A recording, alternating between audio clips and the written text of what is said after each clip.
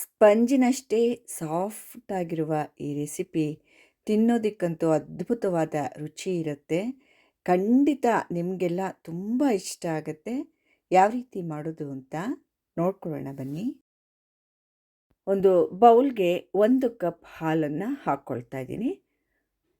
ಬೇಯಿಸಿದ 2 ಆಲೂಗೆಡ್ಡೆ, ಇದನ್ನು ತುರ್ಕೋಬೇಕು.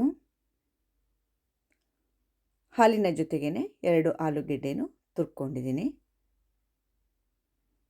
ತುರ್ಕೊಳ್ಳೋದ್ರಿಂದ ನಯವಾಗಿ ನಮಗೆ ಸಿಗತ್ತೆ. ಈಗ ಇದನ್ನು ನೋಡಿ ಈ ಥರ ಮಿಕ್ಸ್ ಮಾಡ್ಕೋಬೇಕು. ಸ್ವಲ್ಪ ಹೊತ್ತು ಆ ರೀತಿ ಮಿಕ್ಸ್ ಮಾಡ್ಕೊಳ್ಳಿ. ಆಮೇಲೆ ಅರ್ಧ ಸ್ಪೂನು ಉಪ್ಪು ಹಾಕ್ಕೊಂಡಿದ್ದೀನಿ, ಅರ್ಧ ಸ್ಪೂನು ಸಕ್ಕರೆ ಹಾಕ್ಕೊಂಡಿದ್ದೀನಿ. ನೋಡಿ, ಒಂದು 3/4 ಸ್ಪೂನಿನಷ್ಟು baking powder, 1/4 teaspoon baking soda, ಇದೆರಡನ್ನು ಹಾಕ್ಕೊಂಡಿದ್ದೀನಿ. ಎಲ್ಲ ಚೆನ್ನಾಗಿ ಮಿಕ್ಸ್ ಮಾಡ್ಕೋಬೇಕು.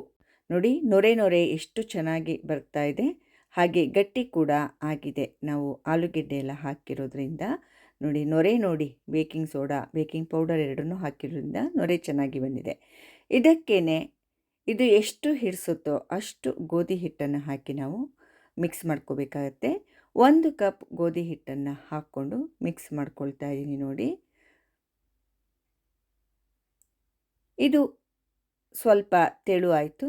ಇದರ ಜೊತೆಗೇ ಇನ್ನೊಂದು ಕಪ್ ಗೋಧಿ ಹಿಟ್ಟನ್ನು ಹಾಕ್ಕೋಬೇಕಾಗತ್ತೆ. ನೋಡಿ, ಈ ರೀತಿಯಾಗಿ ಮಿಕ್ಸ್ ಮಾಡ್ಕೊಳ್ಳಿ, ನಿಮಗೆ ಗೊತ್ತಾಗುತ್ತೆ. ಇನ್ನೊಂದು ಕಪ್ ಗೋಧಿ ಹಿಟ್ಟನ್ನು ತೊಗೊಂಡು ಅದರಲ್ಲಿ ಒಂದು 3/4 ಭಾಗದಷ್ಟು ಹಾಕ್ಕೊಂಡಿದ್ದೀನಿ. ಬೇಕಿದ್ದರೆ ನಾವು ಪೂರ್ತಿ ಕೂಡ ಹಾಕ್ಕೋಬೇಕಾಗತ್ತೆ. ಮತ್ತೆ ಎಲ್ಲ ಹೀಗೆ ಮಿಕ್ಸ್ ಮಾಡ್ಕೊಳ್ಳಿ.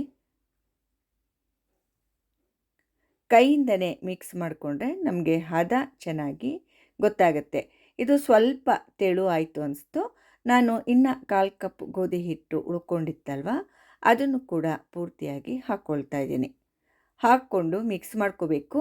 ಈ ಹಿಟ್ಟನ್ನು ನಾವು ಕಲಸುವಾಗ ತುಂಬ ಗಟ್ಟಿ ಮಾಡ್ಕೋಬಾರ್ದು, ಇದು ಸಾಫ್ಟಾಗಿ ಇರಬೇಕು. ನಾನಿವಾಗ ಎಲ್ಲ ಕಲಿಸ್ಕೊಳ್ತಾ ಇದ್ದೀನಿ. ನೋಡಿ, ಇದೇ ಹದದಲ್ಲಿರಬೇಕು. ನೋಡಿ, ಈ ಥರ ಈ ಹದದಲ್ಲಿರಬೇಕು. ತುಂಬ ಗಟ್ಟಿ ಅಂತೂ ಆಗಲೇಬಾರ್ದು ಯಾವುದೇ ಕಾರಣಕ್ಕೂ. ಆಮೇಲೆ ಒಂದು 2 ಟೀ ಸ್ಪೂನ್ನಷ್ಟು ಎಣ್ಣೆ ಹಾಕಿಬಿಟ್ಟು, ಎಣ್ಣೆ ಅಥವಾ ತುಪ್ಪ ಹಾಕ್ಕೊಳ್ಳಿ ಈ ರೀತಿ. ಮತ್ತೆ ಇದನ್ನೆಲ್ಲ ನಾವು ಈ ರೀತಿ ಒಂದು ಸ್ವಲ್ಪ ಹೊತ್ತು ನಾದ್ಕೋಬೇಕಾಗತ್ತೆ. ಎಣ್ಣೆ ಹಾಕಿದ ನಂತರ ಸಾಫ್ಟಾಗಿ ತುಂಬ ಚೆನ್ನಾಗಿ ಕೈಗೆ ಇದು ಸಿಗ್ತಾ ಇದೆ. ಸ್ವಲ್ಪ ಹೊತ್ತು ಹೀಗೆ ನಾನು ಇದನ್ನು ನಾದ್ಕೊಂಡಿದ್ದೀನಿ. ಆಮೇಲೆ ಎಣ್ಣೆ ಹಾಕಿಬಿಟ್ಟು 1 ಅಥವಾ 2 ಟೀ ಸ್ಪೂನ್ನಷ್ಟು ಎಣ್ಣೆ ಹಾಕಿಬಿಟ್ಟು ಎಲ್ಲ ಕಡೆ ನೀಟಾಗಿ ರೀತಿ ಸ್ಪ್ರೆಡ್ ಮಾಡಿ ಇದನ್ನು ಮುಚ್ಚಿ ಇಡಬೇಕಾಗತ್ತೆ. ಒಂದು 5 ನಿಮಿಷಗಳ ಕಾಲ ಇದನ್ನು ಮುಚ್ಚಿ ಇಟ್ಟರೆ ಸಾಕಾಗತ್ತೆ. 5ರಿಂದ 10 ನಿಮಿಷ. ಮುಚ್ಚಳ ತೆಗೆದಿದ್ದೀನಿ. ತುಂಬ ಸಾಫ್ಟಾಗಿ ಚೆನ್ನಾಗಿ ಇದು ನೆಂದಿದೆ. ಮುಚ್ಚಿ ಇಟ್ಟಿದ್ವಲ್ವ. ಈಗ ನೋಡಿ, ಉಂಡೆ ತಗೊಳ್ತಾ ಇದ್ದೀನಿ. ಇದರಲ್ಲಿ ಚಪಾತಿ ಲಟ್ಸೋದಕ್ಕೆ ನಾವು ತೊಗೊಳ್ತೀವಲ್ವ, ಅಷ್ಟು ದಪ್ಪ ಉಂಡೆನ ತೊಗೊಂಡಿದ್ದೀನಿ. ತುಂಬ ದಪ್ಪವಾಗಿ ತೊಗೋಬೇಡಿ, ಈ ರೀತಿಯಾಗಿ ತಗೊಳ್ಳಿ. ಗೋಧಿ ಹಿಟ್ಟನ್ನು ಉದುರಿಸ್ಕೊಳ್ತಾ ಇದ್ದೀನಿ. ಅದ್ರ ಮೇಲ್ಗಡೆ ಈ ಉಂಡೆನ ಇಟ್ಬಿಟ್ಟು ನೋಡಿ, ಹಿಟ್ಟನ್ನು ತುಂಬ ಹಚ್ಕೋಬಾರ್ದು, ಲೈಟಾಗಿ ಹಿಟ್ಟನ್ನು ನಾವು ಇದಕ್ಕೆ ಹಚ್ಕೋಬೇಕಾಗತ್ತೆ. ಆಮೇಲೆ ಲಟ್ಟಣಿಗೆಯಿಂದ ಲಟ್ಟಿಸ್ಕೋಬೇಕು. ತುಂಬ ಅಗಲವಾಗಿ ಇದನ್ನು ಲಟ್ಟಿಸ್ಕೋಬಾರ್ದು. ನೋಡಿ, ಇಷ್ಟು ಅಗಲ ಆದರೆ ಸಾಕು. ಇನ್ನು ಸ್ವಲ್ಪ ಸ್ಪ್ರೆಡ್ ಮಾಡ್ಕೊಳ್ತಾ ಇದ್ದೀನಿ. ನೋಡಿ, ಲಟ್ಟಿಸ್ಕೊಳ್ತಾ ಇದ್ದೀನಿ. ಇಷ್ಟೇ ಸಾಕಾಗತ್ತೆ.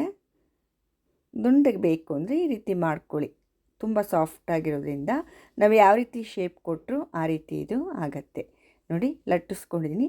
ಇಷ್ಟು ದಪ್ಪವಾಗಿ ಇದನ್ನು ಲಟ್ಟಿಸ್ಕೊಂಡಿದ್ದೀನಿ. ತೆಳುವಾಗಿ ಮಾತ್ರ ಇದನ್ನು ಲಟ್ಟಿಸ್ಕೋಬಾರ್ದು, ದಪ್ಪವಾಗಿ ಇರಬೇಕು.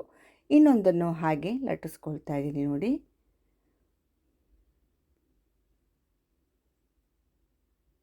ಹಾಗೆ ಇದನ್ನು ದಪ್ಪವಾಗಿ ಲಟ್ಟಿಸ್ಕೊಳ್ತಾ ಇದ್ದೀನಿ. ನೋಡಿ, ಅದೇ ಥರ ಹೀಗೆ ಎಲ್ಲದನ್ನು ನಾನು ಮಾಡಿ ಇಟ್ಕೊಂಡಿದ್ದೀನಿ. ನೋಡಿ, ಲಟ್ಟಿಸ್ಕೊಂಡು ಪ್ಲೇಟ್ನಲ್ಲಿ ಇಟ್ಕೊಂಡಿದ್ದೀನಿ. ಬೇಯಿಸ್ಕೊಳ್ಳೋಣ ಇದನ್ನು. ತವಾ ಇಟ್ಕೊಂಡಿದ್ದೀನಿ ಗ್ಯಾಸ್ ಮೇಲೆ. ಎಣ್ಣೆ ಹಚ್ಕೊಳ್ತಾ ಇದ್ದೀನಿ. ಎಣ್ಣೆ ಅಥವಾ ತುಪ್ಪ ಏನೇನಾದರೂ ನೀವು ಹಚ್ಕೋಬೋದು. ಬೇಡ ಅಂದರೆ ಹಾಗೆ ಕೂಡ ನೀವು ಬೇಯಿಸ್ಕೋಬೋದು. ಎಣ್ಣೆ ಸ್ಪ್ರೆಡ್ ಮಾಡಿ ಆದಮೇಲೆ ನಾನು ಮಾಡಿಕೊಂಡಂತಹ ತಿಂಡಿಯನ್ನು ಇದ್ರ ಮೇಲೆ ಹಾಕ್ಕೊಳ್ತಾ ಇದ್ದೀನಿ. ನೋಡಿ, ಸ್ವಲ್ಪ ಹೊತ್ತು ಬಬಲ್ಸ್ ಬರೋ ತನಕ ಇದನ್ನು ಬೇಯಿಸ್ಕೋಬೇಕಾಗತ್ತೆ. ನೋಡಿ ಬಬಲ್ಸ್ ಬಂತು, ಇವಾಗ ತಿರುವಿ ಹಾಕ್ಕೋಬೇಕು. ಹಾಗೆ ಲೈಟಾಗಿ ಪ್ರೆಸ್ ಮಾಡ್ಕೊಳ್ಳಿ. ಪ್ರೆಸ್ ಮಾಡಿ ಬೇಯಿಸ್ಕೊಂಡ್ರೆ ಚೆನ್ನಾಗಿರುತ್ತೆ. ಮೀಡಿಯಮ್ ಫ್ಲೇಮ್ನಲ್ಲೇ ಬೇಯಿಸ್ಕೋಬೇಕು. ಎಣ್ಣೆ ಬೇಕಿದ್ದರೆ ಸವರ್ಕೊಳ್ಳಿ. ಎಣ್ಣೆ ಸವರ್ಕೊಳ್ತಾ ಇದ್ದೀನಿ ನೋಡಿ.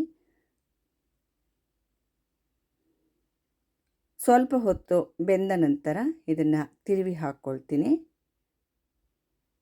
ನೋಡಿ ಈ ರೀತಿಯಾಗಿ ಬೇಯಿಸ್ಕೋಬೇಕು. ಇದನ್ನು ಈ ಕಡೆನೂ ಸ್ವಲ್ಪ ಹೊತ್ತು ಹಾಗೆ ಬೇಯಿಸ್ಕೋಬೇಕು.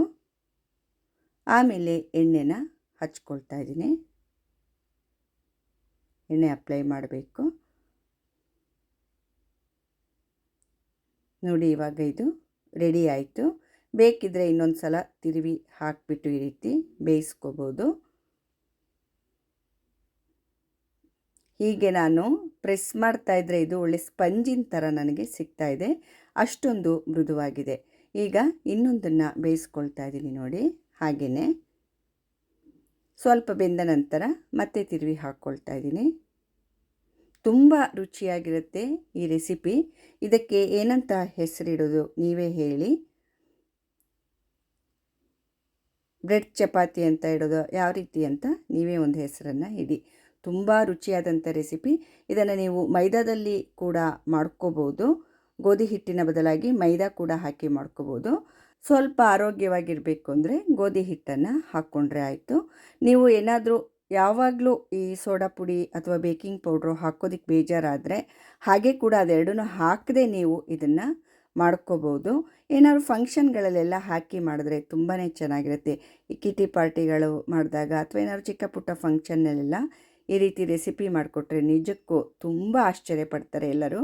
ಹೇಗೆ ಮಾಡಿದ್ರಿ ಇದನ್ನು ಅಂತ ಕೇಳೋದಂತೂ ಗ್ಯಾರಂಟಿ. ಅಷ್ಟೊಂದು ಸಾಫ್ಟಾಗಿ ಅಷ್ಟು ರುಚಿಯಾಗಿರುತ್ತೆ ಇದು.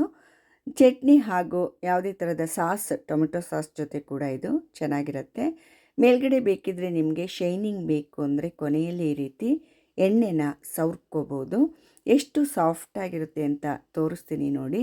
ನಿಜಕ್ಕೂ ಸ್ಪಂಜಿನಷ್ಟು ಸಾಫ್ಟಾಗಿ ಇದು ಇರುತ್ತೆ ನೋಡಿ. ತುಂಬ ಸಾಫ್ಟಾಗಿದೆ. ಸುಮ್ಮನೆ ನಾನು ಹೀಗೆ ಅಂತ ಇರೋದಷ್ಟೇ, ಅದು ಕಟ್ಟಾಗ್ತಾ ಇದೆ ನೋಡಿ. ತಿನ್ನೋದಕ್ಕೆ ಭಾರಿ ಮಜವಾಗಿರುತ್ತೆ ಈ ರೆಸಿಪಿ. ನೋಡಿ ಯಾವ ಥರ ಇದೆ ಅಂತ ಒಳಗಡೆ ಎಲ್ಲ. ಮಕ್ಕಳಿಗಂತೂ ತುಂಬ ಇಷ್ಟ ಆಗುತ್ತೆ ಇದು. ನೋಡಿ ನಾನು ಚಟ್ನಿ ಹಾಗೂ ಸಾಸ್ ಜೊತೆ ಸರ್ವ್ ಮಾಡಿದ್ದೀನಿ. ಎರಡರ ಜೊತೆನೂ ತಿನ್ನೋದಕ್ಕೆ ತುಂಬ ಚೆನ್ನಾಗತ್ತೆ ನೋಡಿ. ಸುಮ್ಮನೆ ಈ ರೀತಿ ಮುರಿದ್ರೆ ಸಾಕು, ಹಾಗೆ ಕಟ್ಟಾಗಿಬಿಡುತ್ತೆ. ಎಷ್ಟೊಂದು ಸಾಫ್ಟಾಗಿದೆ ನೋಡಿ ಒಳಗಡೆ ಎಲ್ಲ. ಚಟ್ನಿ ಜೊತೆಗೂ ಕೂಡ ಚೆನ್ನಾಗಿದೆ, ಸಾಸ್ ಜೊತೆಗೂ ಕೂಡ ತುಂಬಾ ಚೆನ್ನಾಗಿದೆ ತಿನ್ನೋದಕ್ಕೆ. ಏನೂ ಇಲ್ಲ ಹಾಗೆ ತಿಂತೀವಿ ಅಂದರೆ ಹಾಗೆ ಕೂಡ ತಿನ್ಬೋದು, ಅಷ್ಟೊಂದು ಚೆನ್ನಾಗಿರುತ್ತೆ. ನಿಮಗೆಲ್ಲ ಈ ರೆಸಿಪಿ ತುಂಬ ಇಷ್ಟ ಆಗಿದೆ ಅಂದ್ಕೊಂಡಿದ್ದೀನಿ. ದಯವಿಟ್ಟು ನನ್ನ ಚಾನಲ್ಗೆ ಸಬ್ಸ್ಕ್ರೈಬ್ ಆಗೋದನ್ನು ಖಂಡಿತವಾಗಿ ಯಾರೂ ಮರೆಯಬೇಡಿ. ಲೈಕ್ ಮಾಡಿ, ಶೇರ್ ಮಾಡಿ ಹಾಗೂ ಕಮೆಂಟ್ಸ್ ಮೂಲಕ ತಿಳಿಸಿ ಅಂತ ಹೇಳ್ತಾ ಎಲ್ಲರಿಗೂ ನನ್ನ ಧನ್ಯವಾದಗಳು.